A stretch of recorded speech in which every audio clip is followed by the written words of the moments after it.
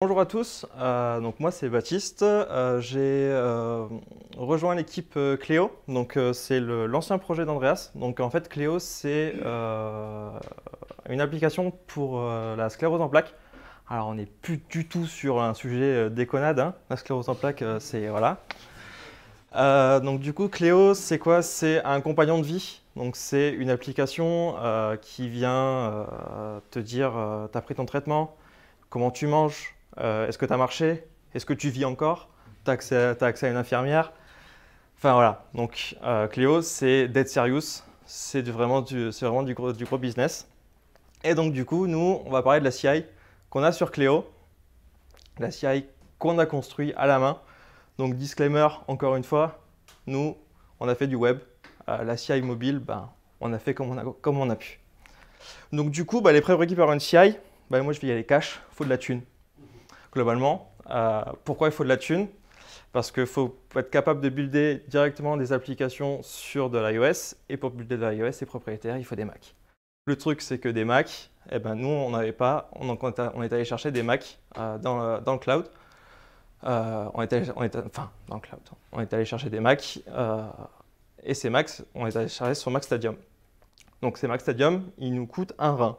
Ils nous coûtent minimum 300 balles par mois pour faire la CI. Donc c'est une solution non cloud. Donc l'avantage c'est qu'on est seul sur les machines, qu'on a une machine dédiée, qu'on peut en faire ce qu'on veut. Le truc c'est qu'on est seul sur les machines. Du coup, si tu fais un sudo reboot, à fun. Et donc du coup, l'infogérance de la machine, on la fait nous-mêmes. Et donc du coup, des fois, c'est galère. Donc une CI d'après tout le monde, c'est une définition qu'on a dans l'équipe, c'est un long fleuve tranquille. Et chez nous, c'est plutôt ça. Grosso merdo. Donc la première ligne, c'est notre équipe. Hein. Donc moi je suis tout en haut à gauche. C'est pas une vraie photo, hein. On sait jamais. Parce que nous, notre CI, c'est 19 août, ouais, on est dessus, on s'assure que le provisioning profile est à jour. 9 septembre, c'est Yoram, il y a encore des soucis là, franchement c'est chaud. Le 8 novembre, c'est ouais, on est sur les builds, on renouvelle notre certificat hein, parce que voilà. Le 11 janvier, c'est ouais, GitLab il nous dit que la CI elle est OK, alors que pourtant, mais pas du tout. Et puis le 16 avril, le build il a été fait comment? À la main ou à la CI?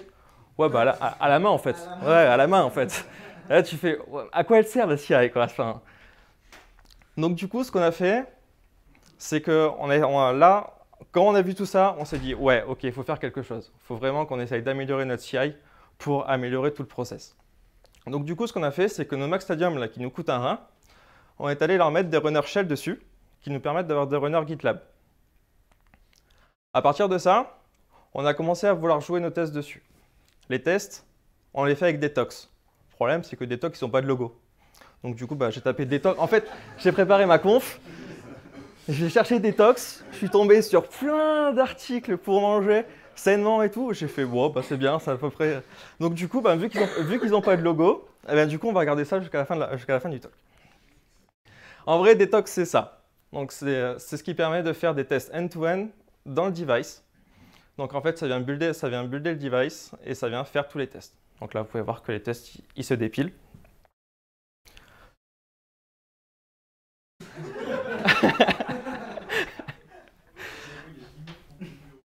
Du coup, donc Detox, ça permet de faire vraiment tous les tests end-to-end de manière super rapide. C'est quelque chose qu'on a absolument besoin dans une application médicale parce que vous imaginez que faire tomber les notifs qui vous disent hey, t'as pris ton médicament, t'as pas reçu ta notif? Ah, c'est chaud. Donc bon, voilà. Donc on a ces tests, on a Detox. C'est pas une lib du Darfour, hein, c'est 5700 stars sur GitHub.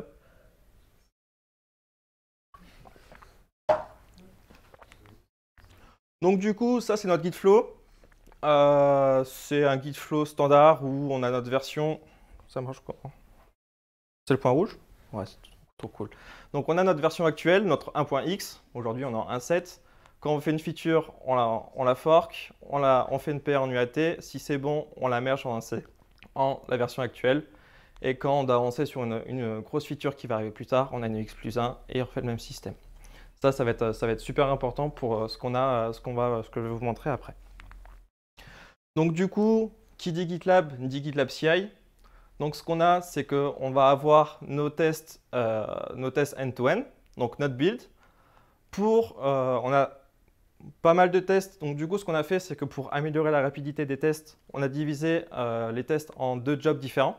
Donc chaque job a la responsabilité de faire une certaine partie des tests.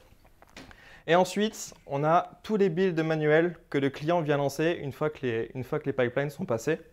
Donc c'est le client qui décide quel build il veut se lancer, s'il veut lancer de l'UAT, de l'Android, de l'UAT ou de la prod, de l'Android ou de l'iOS et le pays.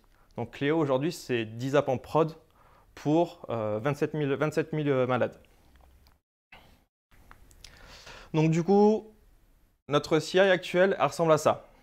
Donc on a une pull request qui a été validée ou des builds de production. On arrive dans GitLab, on a nos fameux tests end-to-end qui vont dans Detox, notre fameux logo, et ensuite, qu'est-ce qui se passe?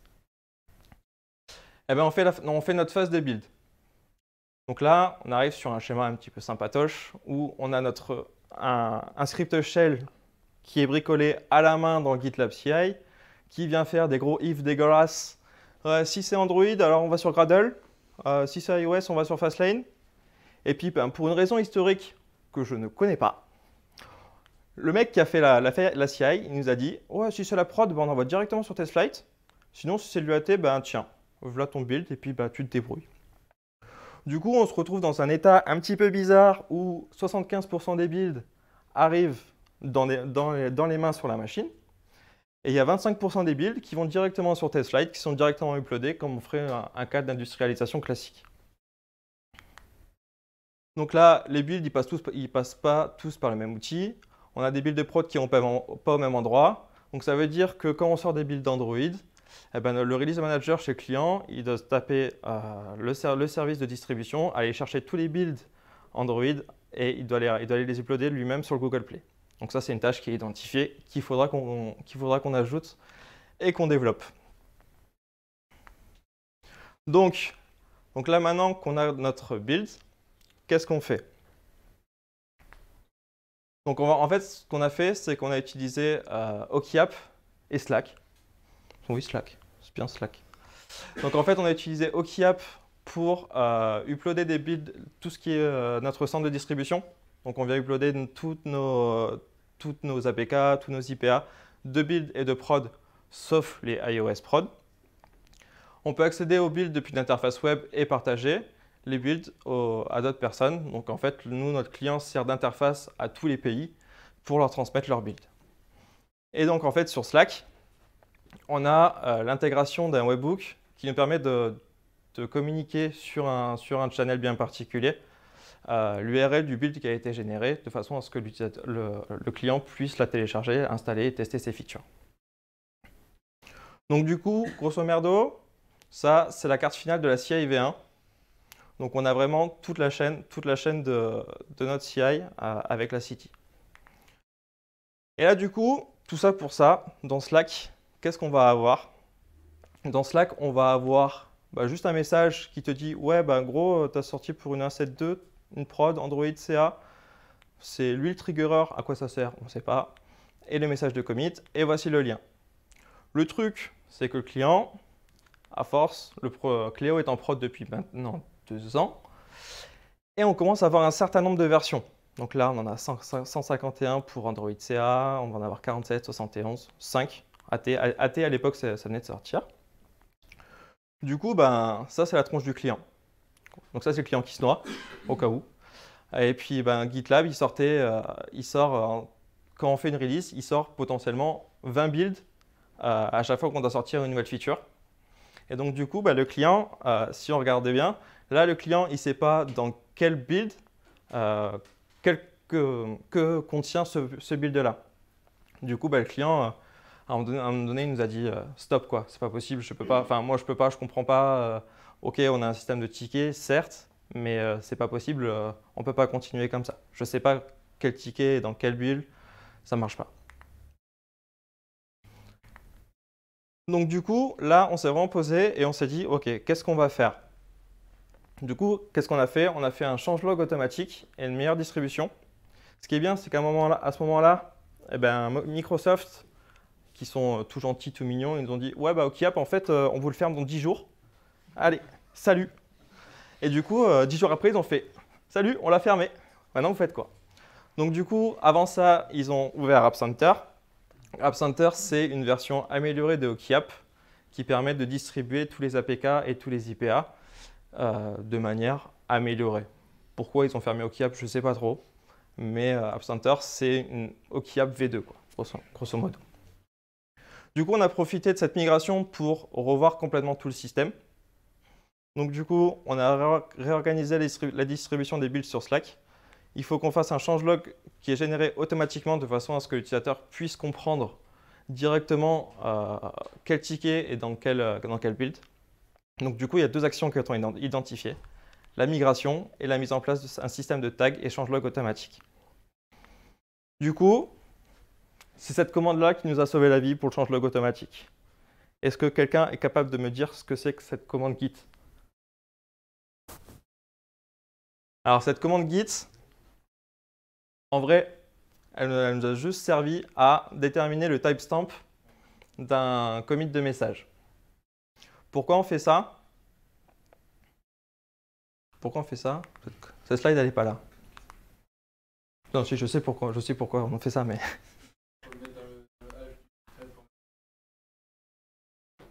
Alors, pourquoi on fait ça? En fait, ce qu'on vient faire, c'est qu'on vient mettre en place un tag depuis la CI quand on vient builder une application qui va nous permettre de faire un diff de commit, un diff entre ces deux tags. Donc, du coup, notre script de changelog automatique, ce qu'il vient de faire, c'est qu'il vient faire un auto-tag avec le nom du commit et son timestamp. Et l'avantage, c'est que le git tag il vient trier par ordre alphabétique tous les tags qui sont générés. Et donc, du coup, on est capable de récupérer le tag courant au moment du build et son tag -1. Du coup, on crée notre tag depuis notre CI. Donc, on va avoir des tags comme ça qui sont générés. On crée notre tag et on vient faire un git log entre nos deux tags. Et on vient extraire nos messages de commit. Pardon. Donc, ce qui nous donne la liste des messages de commit qui sont ensuite filtrés, nettoyés et interprétés. Donc, tu parlais de bonnes pratiques tout à l'heure. On a quand même des bonnes pratiques qui nous servent pas mal. Donc, nous, ce qu'on fait, c'est qu'on a toujours le numéro du ticket et le préfixe du projet. Et donc, du coup, ce qu'on va venir faire, c'est qu'on va venir faire une regex. On va venir faire une regex afin d'extraire tous les numéros de tickets qui sont dans le build. Ce qui fait que du coup, aujourd'hui, on va avoir des messages sur Slack où on sait exactement dans quel build, quels tickets sont présents. Et là, du coup, le client était content. Il a une meilleure vision de ses builds. Il sait exactement dans quel build, qu'est-ce qui est présent. Et donc, du coup, là, on a gagné. On a un client ravi. Donc, du coup, aujourd'hui, on a pas mal de technos qui sont sur la carte finale de notre CI. Donc, on va vraiment avoir notre phase de build, nos envois sur nos centres de distribution, soit App Center, soit TestFlight, notre changelog automatique qui vient directement uploader sur Slack l'URL pour que le client puisse télécharger son build. Donc, du coup, ça, c'est le fruit de 3 mois de travail où le client, il voulait des builds, mais pas trop, parce qu'on ne pouvait pas lui dire on fait un build par ticket, parce que du coup, on allait le noyer. Même avec une CI automatique et un changelog automatique, on allait le noyer. Donc, du coup, il a fallu mettre en place tout ce système-là. Et aujourd'hui, si on devait le refaire, ce que je pourrais dire là-dessus, c'est qu'on a un contrôle total sur la machine. On peut installer tous les outils qu'on veut, qu'on a une CI qui correspond au client, que ce n'est pas trop cher. En vrai, si on regarde les services cloud qui sont comparés à performance équivalente, on est 2 fois moins cher. Les moins, c'est que tout est à faire soi-même, tout est à maintenir soi-même. Une CI qui tombe, parce que du coup, l'infogérance, on l'a fait nous-mêmes. Donc du coup, on a une machine qui plante, un problème de certificat, un problème d'espace disque. Tout ça, c'est des choses qui nous sont arrivées il y a un mois et demi. Donc, c'est vraiment des problèmes qui peuvent nous arriver. Et là, le client Il nous arrive, il tombe dessus, il fait bah moi je dois sortir un build de prod, on fait comment? Bah là, effectivement, c'est un peu compliqué quoi. Et donc du coup, on a aussi des ressources limitées. Donc ce qu'il faut savoir, c'est qu'on n'a que 2 Max Stadium. Donc sur 2 Max Stadium, on a installé nos runners GitLab, ce qui fait qu'on n'a que 4 jobs en parallèle. Donc là, on est une équipe de 3, donc ça va, ça se passe bien. Mais si on commence à avoir 5, 6, 7 devs qui commencent à faire leur PR et leur pipeline, là, ça peut être un peu plus compliqué de pouvoir faire tourner ces pipelines GitLab en parallèle. Alors, je ne sais pas. C'est une limite de GitLab ou c'est une limite de... Alors, en fait, on a des machines qui ne sont pas super puissantes. Et puis, on va dire que le process de build d'une application, c'est assez consommateur. Ouais. Et le truc, c'est qu'on fait tourner Detox qui vient builder pour faire des tests derrière. Donc, il faut lancer des simulateurs. Les simulateurs, ils sont lancés sans GUI, mais ils sont quand même présents, ce qui vient consommer de la RAM. Ce qu'il faut savoir, c'est qu'un simulateur, à lui tout seul, il consomme 5 Go de RAM. Donc là, tu lances 2 tests, tu as déjà 10 Go de RAM qui sont consommés sur ta machine. Si tu veux continuer à fonctionner correctement avec ta machine, ben, tu te limites directement à 2 runners. Et donc du coup, aujourd'hui, tout ça, on est potentiellement en train de réfléchir à le jeter parce que on envisage Bitrise, qui est une solution cloud de CI/CD et qui nous permettrait de faire à peu près la même chose, mais à un prix beaucoup plus cher. Bon, ça, c'est pas nous qui payons, donc on s'en fout. Mais qu'on se le dise, hein, c'est pas nous qui payons. Et donc, du coup, les services cloud sur la CI mobile, c'est une promesse de donner un certificat, un provisioning profile et les sources, et d'avoir notre build APK et IPA en sortie. Sauf que, apparemment, en se renseignant un petit peu, c'est pas forcément le cas. Donc du coup, on ne sait pas trop. Est-ce qu'on continue avec notre CI qui marchote? Bon, marchoter, c'est peut-être un mot un petit peu fort, mais qui fonctionne, mais qui a des problèmes et qui peut tomber. Ou partir sur un service cloud où on ne sait pas ce qui se passe, on ne sait pas où part notre code source. Et on va potentiellement avoir un build à la sortie, mais qu'est-ce qu'il va y avoir derrière? Voilà.